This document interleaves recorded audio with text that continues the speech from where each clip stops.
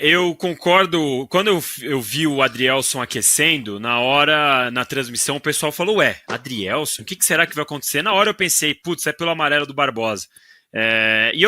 Na hora parece você falar, dá para entender, mas é isso que o Casão falou. Ele estava jogando muita bola. Ele já estava num clima, num jogo ali que aparentemente ele sabia, ele estava entendendo como era o limite do juiz, né? Aliás, o Botafogo percebeu isso muito mais cedo do que o São Paulo, eu achei, inclusive. O Botafogo explorou muito mais o limite do juiz do que o São Paulo. São Paulo tentando fazer faltinha, caindo, achando que era Brasileirão, e o Botafogo rapidinho percebeu que era Libertadores. Então eu também não teria feito essa troca, apesar de entender o motivo. E acho que quando vi o William Gomes saindo, muito mais do que pelo que o William Gomes tentou no primeiro jogo do que pelo esse jogo no Morumbi, eu acho que... Eu sei que é difícil, tá, fazer isso, mas o Lucas, para mim, não estava jogando nada no primeiro tempo. Nada. É lógico que ele é o cara que tem peso, ele é o grande jogador do São Paulo, ele veio para o São Paulo para jogar Libertadores... Mas para mim o Lucas não estava jogando absolutamente nada, e eu pensaria, se quisesse mudar o time, em trocar o Lucas e colocar o Luciano mais centralizado. Depois do segundo tempo, o Lucas melhorou como um todo, como o São Paulo também melhorou, ele conseguiu fazer algumas arrancadas e etc, mas ainda assim não foi o Lucas que a gente já viu ele mesmo fazendo no São Paulo. Não estou falando o Lucas lá de antes de ir para a Europa, não. Estou falando desse Lucas que voltou agora e que já reagiu. Então eu sinceramente... Acho que essa troca teria ter sido pelo Lucas, apesar de entender que é muito difícil você tirar um jogador desse tamanho, num jogo desse tamanho, no Morumbi frenético, 60 e poucas mil pessoas.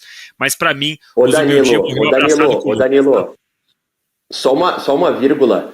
Tira o Lucas, tá? E se porventura o São Paulo é eliminado, o treinador Danilo Lavieri jamais pisaria no Morumbi novamente. Mas assim, a verdade é que o Lucas não está jogando nada. Já fiz a minha vírgula, pode continuar. Não, eu tenho certeza disso, desse peso. Eu sei que é muito mais fácil a gente falar daqui, eu falar daqui especialmente. Mas para mim o Zubeldia morreu abraçado com o Lucas, e dá para entender quando isso acontece. A gente já viu outros técnicos que já estão um trabalho um pouco mais longo, o Vojvoda, o Abel, morrerem abraçados com jogadores que não estão na sua melhor fase. Isso acontece, é normal. Mas para mim o Lucas foi mal contra o Atlético Mineiro, tanto na ida quanto na volta. Foi mal agora contra o Botafogo também, na ida e na volta, melhorou no segundo tempo, mas ainda assim não foi nem de perto o Lucas, e não à toa, viu? Ele pediu para jogar com o Inter, porque no meio de semana, porque ele sabe que ele não tá bem, ele precisava de alguma coisa para mudar ali esse esquema dele, esse jeito de jogar dele, mas infelizmente ele não pôde ajudar, infelizmente pro São Paulo, claro, né? Ele não pôde aparecer na hora. Sorte dos botafoguenses que estão inundando aqui nosso chat de mensagem, achando que o UOL inteiro está chateado com essa vitória, viu, Mari? Não, capaz, a gente tá aqui defendendo o Botafogo, né, Casão? Diga. Posso colocar uma vírgula também? Mas se o Danilo tira o Lucas e classifica, ele ganha, ele ia ter uma estátua do lado do Cuidado do Dorival, né? Na próxima data FIFA, quem chamaria a seleção ia ser o Danilo Lavieri. Fácil. Com certeza. Como eu falei antes, eu acho que o Botafogo merece. O Botafogo, pelo time que tem, pelo que ele vem fazendo, pela organização, pelo elenco, pela bola que tá jogando, o Botafogo merece estar na semifinal, sabe? Não é porque eu sou de São Paulo, joguei no São Paulo, que eu vou desvalorizar a classificação do Botafogo e lamentar a desclassificação do São Paulo. Eu não estou lamentando a desclassificação do São Paulo, não. Não tenho que lamentar nada, isso é problema do São Paulo. Eu, como comentarista, como um cara que analisa jogo, eu gosto muito do modo que o Botafogo joga. Eu acho o Almada um grande jogador. Eu gosto do Luiz Henrique pra caramba. Eu acho o Igor Jesus um ótimo centroavante. O John Goleiro tá jogando demais. A dupla de zaga é espetacular. Então, para mim, eu acho que foi justíssimo, com mérito, e vou torcer pro Botafogo chegar na semifinal, na final. Que vai pra cima, vai pegar o Atlético, né? Vai ser Botafogo e Atlético. Né? Não, é Botafogo e quem vem Flamengo. Flamengo e Penharol. Penharol. Botafogo e Penharol. Ou Flamengo. Botafogo, Penharol ou Flamengo. Isso. Eu vou torcer pro Botafogo ir pra final. E outra, Marinho, falando aqui, eu tô falando também, analisando como jornalista e tal, e todo mundo sabe meu time, mas o melhor, neste caso, para o meu time, seria o Botafogo continuar na Libertadores, para ficar com 2 frentes e tentar, de repente, tropeçar no Brasileirão. Então, gente, realmente não tem motivo algum para a gente estar Danilo Lavieri clubista. Essa colocação entrega todos os sorrisos de Danilo Lavieri nessa live, né? Estamos entendendo tudo, Danilo, então remenda.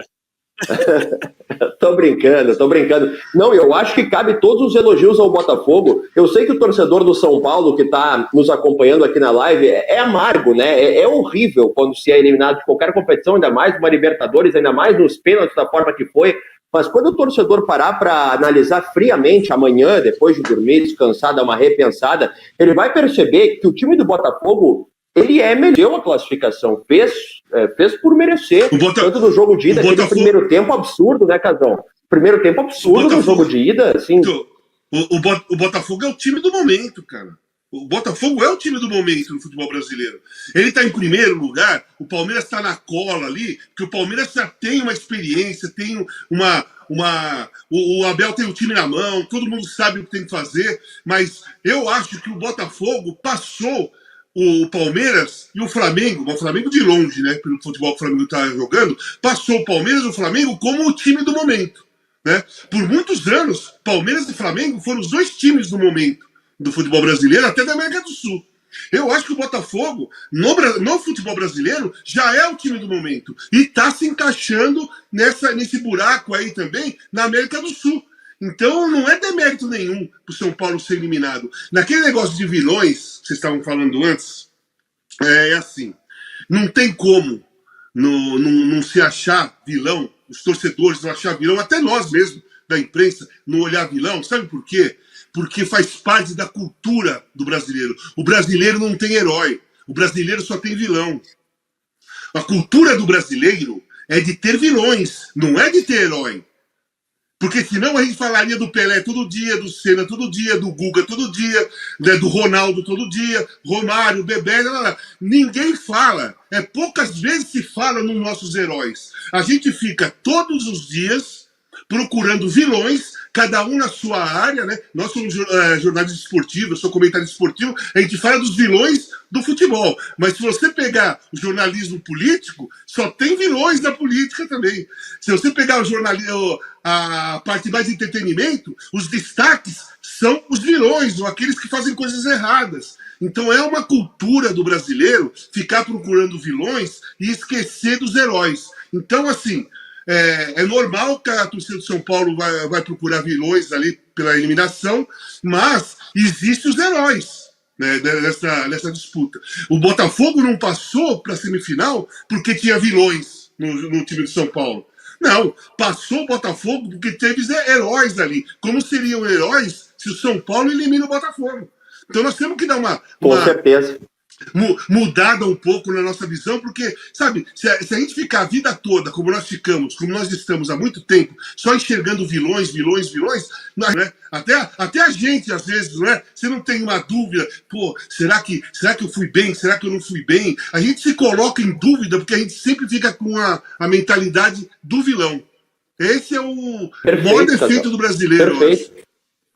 Perfeito, a cultura da derrota, né? De supervalorizar a derrota ao invés de supervalorizar a vitória. Perfeito. E eu queria aproveitar que nós estamos falando sobre isso, eu vou passar para vocês a pergunta da nossa enquete, que já tem 2.700 queridos amigos que responderam, mas antes eu quero mandar um abraço para o Marcos Paulo Lima, que trabalha no Correio Brasiliense, colega jornalista esportivo lá em Brasília, que está saindo da redação e nos acompanhando na live. E também queria agradecer por mais um superchat do Caê Cavalcante, que falou que o Caleri sumiu no primeiro tempo porque não tinha meio-campo. A ausência de meio-campo enfraqueceu o Caleri. Vocês dois, Danilo e Casão, colocaram que ele estava no bolso da zaga do Botafogo. Bom, estamos passamos agora de 2.800 queridos colegas que participaram da nossa enquete, queridos internautas, respondendo a seguinte pergunta que eu vou fazer agora primeiro para o Danilo. O Botafogo é favorito ao título da Libertadores? Sim ou não, Danilo? Te adianto que 63% responderam que sim até agora. Se o Botafogo jogar o que jogou os 60 primeiros minutos, tanto da ida quanto da volta, favoritaço, mesmo contra o River. Os 60 minutos que o Botafogo colocou no Morumbi e os 60 minutos que o Botafogo colocou no Newton Santos colocam o Botafogo como favorito. E aí, claro que a gente precisa falar, né, do ambiente que pode ser uma final contra o River no Monumental de Nunes. Isso aí, não preciso nem falar o peso que vai ser, mas futebol, mesmo o River sofreu muito mais do que eu esperava contra o Colo-Colo, que é um time muito mais fraco que o Botafogo.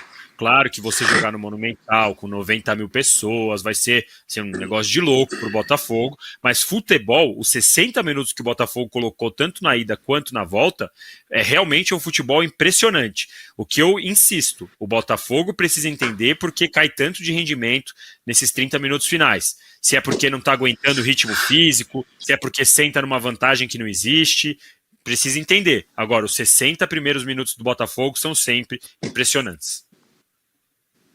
Casão, 63% segue o número aqui, 2.883 votos agora. Sim, Botafogo é favorito, 63%, não 37%. Qual é a tua opinião?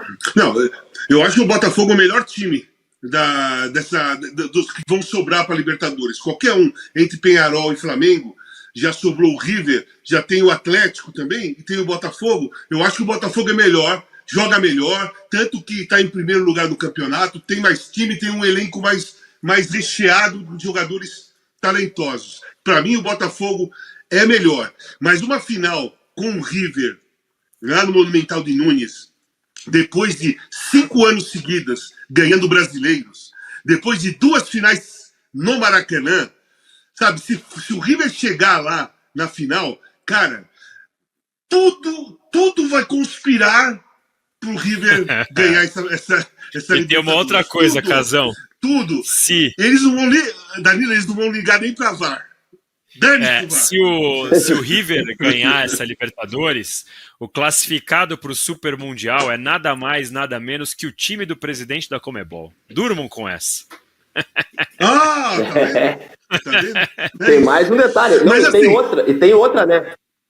Então, eu digo, a única chance de ter mais um brasileiro no Super Mundial é o Botafogo, ou o Flamengo, ou o Atlético Mineiro ganhar essa Libertadores. Então, como já incomoda as vitórias dos brasileiros, mais um brasileiro no Mundial, acho que o pessoal não vai estar muito afim, né? Mas assim, vamos imaginar uma coisa tranquila, normal, né? Jogo mesmo valendo, sem nenhuma interferência extra. Eu acho o Botafogo favorito e acho que pode dar Atlético e Botafogo na final no Monumental de Nunes, na Argentina, em Buenos Aires.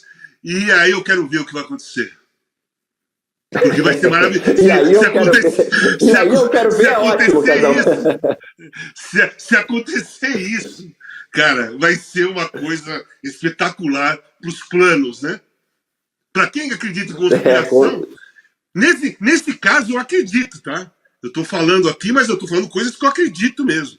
5 anos de futebol brasileiro ganhando, 2 finais no Maracanã, agora é a final já desde o início lá, já era a Buenos Aires, não se sabe onde vai ser, o River foi andando, virou Monumental de Nunes, né? Porque não se sabia onde era, só sabia a cidade, Buenos Aires. Mas agora parece que já está definido que é o Monumental de Nunes, né? Então, eu acho que todos os times brasileiros têm que ficar esperto mesmo com isso daí. Não, com certeza. Aqui, Danilo, para a gente falar mais um detalhe importante sobre o Botafogo, eu queria citar que o Botafogo fez ótimas contratações, muitas delas longe do holofote do mercado. Não estou falando do Almada, que todo mundo conhece, mas jogadores que daqui a pouco não estavam entre os mais disputados, como o Igor, o centroavante, como outros reforços que chegaram sem tanto glamour assim e foram conquistando seu espaço. Claro que com dinheiro fica muito mais fácil e o Botafogo tem um aporte financeiro do John Textor, do pool de clubes dele, que é muito importante. Mas tem muito clube que tem dinheiro e não sabe gastar também. Então é importante saber aonde colocar esse dinheiro. Cabe um elogio aqui, nesse momento, para o que fez o Textor de colocar esse dinheiro no lugar certo, para o que fez o scout do Botafogo de conseguir encontrar os melhores jogadores para formar esse time do momento, como a gente está falando?